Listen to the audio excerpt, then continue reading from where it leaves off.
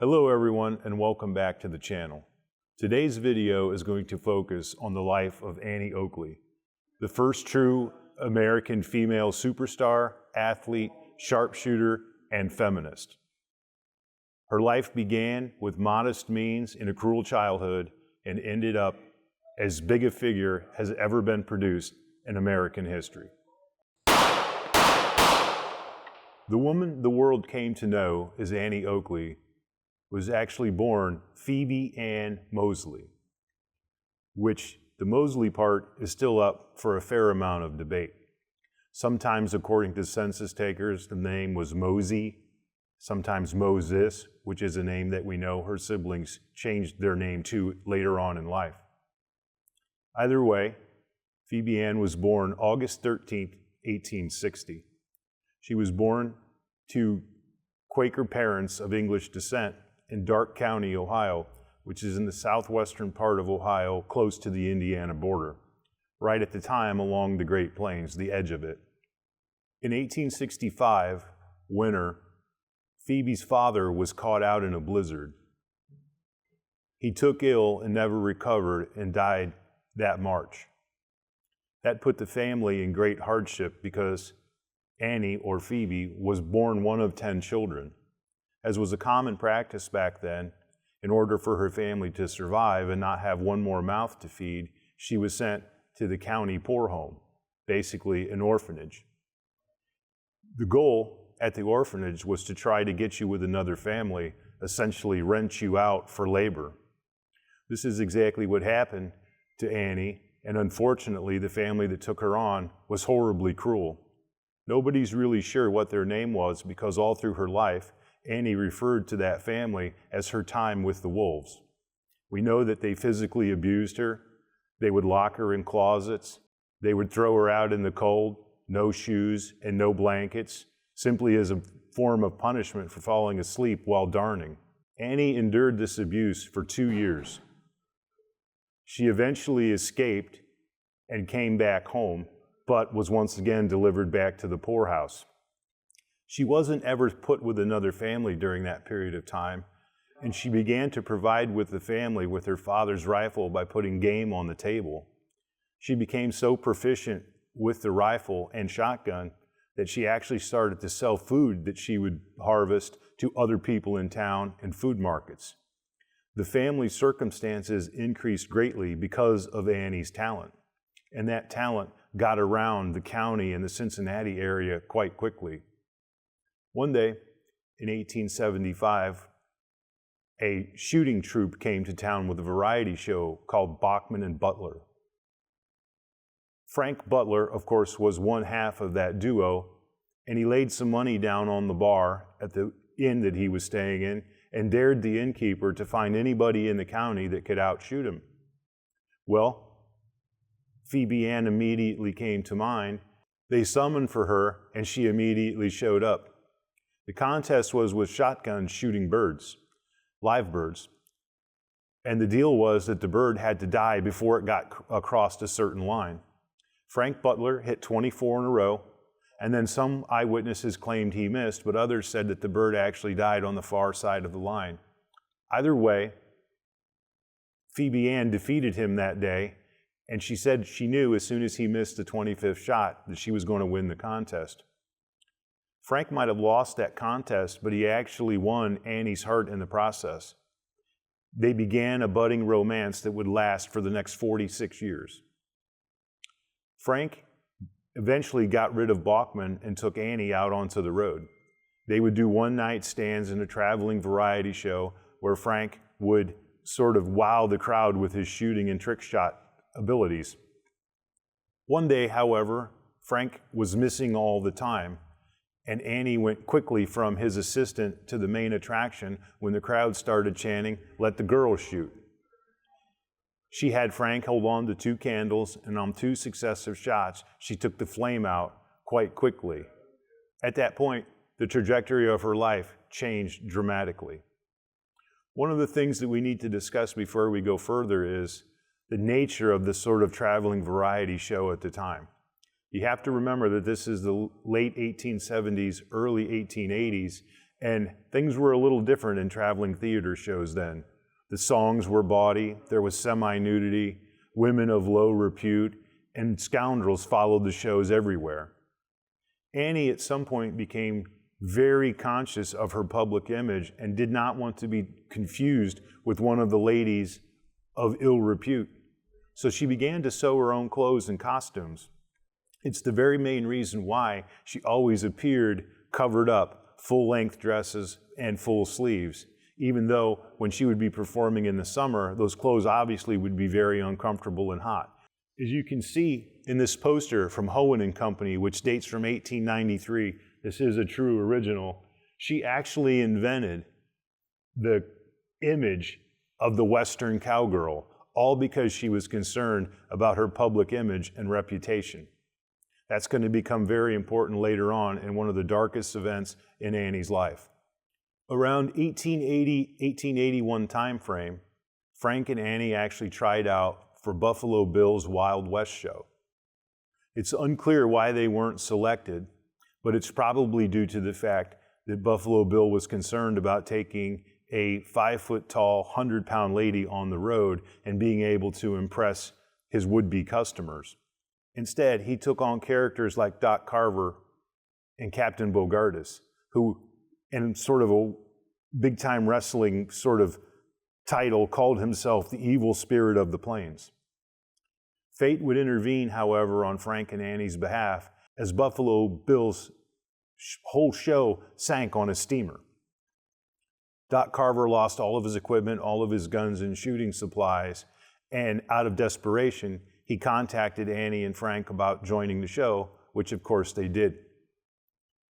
They traveled with the show for a few years, and it became very apparent right away that Annie was absolutely the star of the show, even though originally she got some pretty low billing. By the time her run with Buffalo Bill's Wild West show was over, she would make the most money, of course excluding Buffalo Bill. Annie and Buffalo Bill had a very complex relationship, however.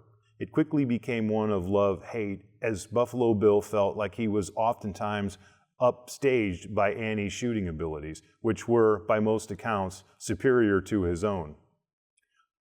Unfortunately, one of the ways that Buffalo Bill combated that sort of situation was he found out of California a 15-year-old shooting phenom named Lillian Smith. Early on in the show, Annie and Buffalo Bill discovered that the younger she appeared or acted or told the crowd her age was, the more popular she got. It's unclear why that is, but the crowds at the time seemed fascinated by a young girl with that much talent. Annie oftentimes took 5 or 6 years off of her actual age, and because of her size and her ability to interact with the crowd, did oftentimes appear as a very young girl. The issue with Lillian Smith emerged quite quickly as it became apparent that Lillian was on the show to upstage Annie. She wore around a bodice that said, "World's greatest rifle shot," without any sort of contest to bear that out, and the friction started immediately. Around the 1883 time frame, Buffalo Bill's Wild West show was invited to Europe. While in Europe, they performed for royalties of many nations and even performed for Queen Victoria. Annie's background, or her comfortability with firearms, was more shotgun than rifle. Be that as it may, she and Lillian Smith entered into the Wimbledon rifle competition while they were in England. Lillian had a tough day on the range, and Annie Oakley supposedly beat her handily. But Lillian Smith had a friend telegraphed back to the United States that the exact opposite thing had happened. And back then, it was very difficult to prove or disprove anything that happened a few towns over, let alone across the ocean. So the world was left with the impression that Lillian Smith had outdone Annie Oakley. Annie, after a brief discussion with Buffalo Bill, immediately left the show. Her and Frank came back to the United States, and they traveled around the country once again doing one-nighters and sort of their own variety show. Buffalo Bill, however, in this case bet on the wrong horse, because after 18 months he quickly concluded that Lillian Smith was not very good for his gait. Annie immediately returned to the show and Lillian Smith immediately exited. Do with those facts what you will. One of the first things that happened after she returned to the show is they went on tour to Europe, this time to France. She performed all over for French royalty, and at one stop even got Kaiser Wilhelm II involved in the show. In reality, what happened was he demanded to be part of the show, so Annie had him smoke a cigar, and when he got a good ash on the end of it, she blew it out with a firearm. Later on, Annie would remark publicly that if she had known how World War I was going to begin, she might have rethought her sight alignment and sight picture. A brief period of time went by after their return from Europe, and what was going on in the country around the turn of the century was some very, very interesting things going on with newspapers. It seemed popular if they would print anti-cocaine sort of articles. They would sensationalize the bad behavior that people were capable of, supposedly while under the influence of cocaine. That fact, in the unscrupulous nature of a dance hall girl, would bring Annie to one of the darkest periods of her life. William Randolph Hearst, a newspaper owner from Chicago, ran a story where he had Annie Oakley locked up in the county jail in a first-hand account of it. Supposedly, Annie had stolen a pair of men's pants to buy cocaine, and she was destitute. The problem was, none of that was true. That was just a name that this individual woman gave to police, and she looked somewhat like Annie Oakley, so they just kind of ran with it.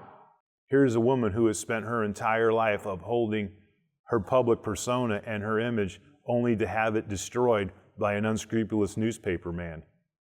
Over the next few years, Annie and Frank would file no less than 55 lawsuits against newspapers trying to get that story retracted. They won 54 of 55. Hearst was ordered to pay Annie and Frank $26,000 for her trouble, which in reality, the legal fees alone were in excess of that. So it just kind of goes to show you how important her character and her public persona actually was to her. Around 1901, Annie had another setback in a train derailment where she was badly injured. They had to actually operate on her back, which brings up just all kinds of bad imagery circa 1901, but she did eventually recover. It took a couple of years, but once again, her and Frank were back out onto the entertainment stage with Buffalo Bill. When the Spanish-American War broke out, Annie was so patriotic that she offered to the President, William McKinley, to raise her own regiment of female snipers and actually train them for combat. William McKinley never took her up on that, but it's kind of an interesting anecdotal thing about how she, on one hand, is a patriot, feminist, athlete, and overall superstar American woman. A funny thing started to happen around 1910, 1915 timeframe, which was all of the shooting skills that won the Wild West were no longer needed. It became more and more difficult for people to get their mind around what they were actually seeing when Annie would perform. So the popularity of traveling shooting shows started to wane. Yes, acts like the Topperwines would go on well into the 30s and all of that, and the Lynns into the 60s, but by and large, the gate, the sellout crowd, the mass attraction of thousands of people were gone, and gone forever. Annie and Frank remained celebrities, however, donating a lot of their money to charitable causes and remained a champion of women everywhere. It's estimated that Annie trained almost 15,000 women to shoot in the form of self-defense. She was the very first advocate for concealed carry for women that this country has ever seen. She would give classes and talks on how to hide firearms in umbrellas and underneath the ladies' attire of the time. She was an advocate for ladies having guns in nightstands and the whole thing. One of the interesting things about Annie, and perhaps she got this from the Buffalo Bill sort of experience, was the way that she could play to the crowd and get them interested in her act. She would typically walk out and do some amazing trick shots, but they were done quite slowly. This is where you would see pictures of her with a mirror and a gun going backwards over her shoulder and performing some amazing trick shots through a mirrored image. Act began slowly, but as it went on, it progressively got faster and faster and faster and faster. And if you were lucky enough to go to one of those performances, you would see that Frank would throw up 6 glass balls in the air, and Annie would have 3 shotguns laid out, and while all 6 were in the air, she would get 2, drop the shotgun, grab another one, get 2, drop it, get 2, on and on like that. It was nothing short of a wonder to behold, and I have a feeling that a large part of the crowd probably thought that it was somehow a hoax. The reality was it wasn't. She was known as the lady that never missed. While on tour with Buffalo Bill, she had developed a close personal friendship with Chief Sitting Bull. Sitting Bull was with the show very briefly, perhaps for a couple of years, and upon meeting Annie, he became convinced that she was something from the spirit world, that there was something about her that was different. He actually gave her the nickname Wantaya Cecilia, which means Little Miss Sure Shot or Little Sure Shot. Sitting Bull wasn't with the company for very long. After a couple of years, he looked at Annie one day and basically told her that he just had to get away from all of these people. If you'd been born a warrior on the plains like Sitting Bull, who can blame him? I still am envious of that sort of mindset to this day. One of Annie Oakley's last public performances happened in New Jersey in 1922. She was brought out of retirement for a charitable event. She walked out, the crowd was dead quiet. She adjusted her spectacles and went 62 for 62 in her act. It's an amazing performance if you think about it for a lady her age, and she admitted she hadn't been practicing that much. Imagine. After that time, in the next few years, Annie's health began to fail. Historians now kind of wonder if it wasn't from lead exposure for all of those years being around lead shot from the shotgun. Either way, she died in her sleep November 3rd, 1926. Unfortunately, Frank was on the road in Michigan and couldn't be with her. He became so emotionally distraught at the loss of his best friend that 18 days later, he too passed away. Despite retiring to Maryland, both Frank and Annie are buried near Greenville, Ohio, fairly close to Annie's childhood home.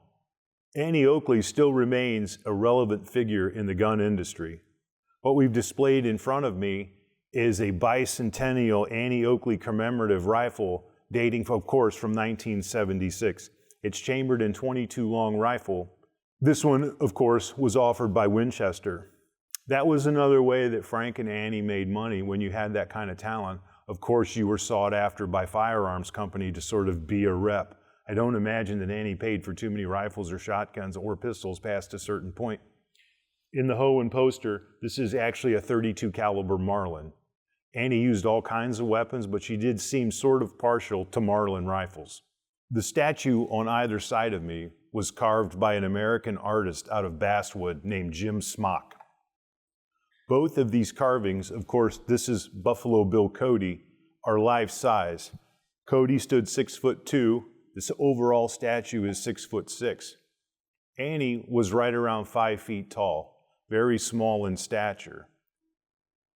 One of these was recently listed on the Christie's auction site for around $15,000 US. Smock always made 2 carvings in case he had made a mistake on one that was not recoverable. So this is one of 2. I'm not sure who owns the actually other 2. That's unknown to me.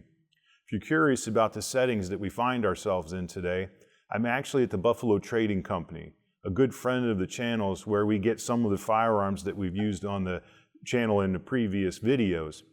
This place is an amazing place to visit if you ever get into Northwest Ohio.